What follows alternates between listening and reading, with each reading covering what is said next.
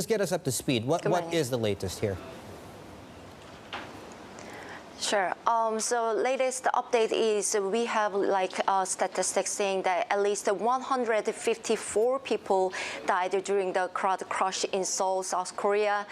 They were mostly in their 20s, and more of the half of them were women.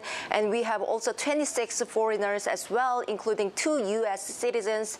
And they were having their own celebrations for Halloween in an area called Itaewon, which is a pretty popular district for nightlife in Seoul. And actually, as you said, President Yoon declared for the so-called national mourning period. And the Prime Minister also said he feels so sorry for the incident, and he's gonna launch an investigation into the exact cause of this accident.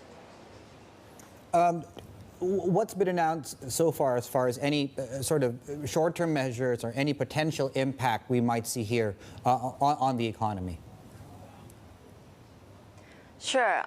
So for the economy, the companies and local governments are canceling their major events, such as we have Samsung C&T, which canceled a large Halloween promotions and events at their theme park, and we have Lotte Group, which also did at their department stores.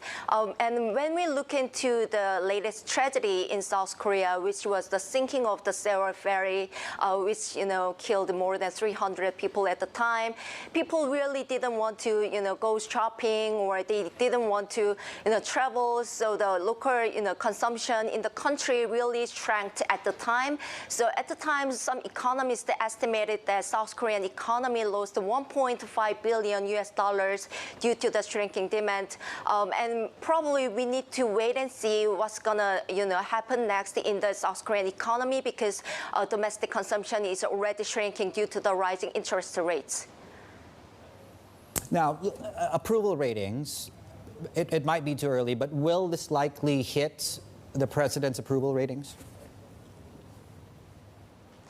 Yeah, that could be possible, but the thing is, the tricky thing is for this incident is that it's pretty difficult to blame just one person or one single organization, because there's no host for these celebrations. People just having their own parties in Itaewon, and there's no single organizations or any large-scale events launched by any kinds of government or companies. So it is pretty hard to blame just one person, but probably the government wants to check what needs to be done next to prevent this kind of incident, because it is true that there were actually fewer policemen than last year.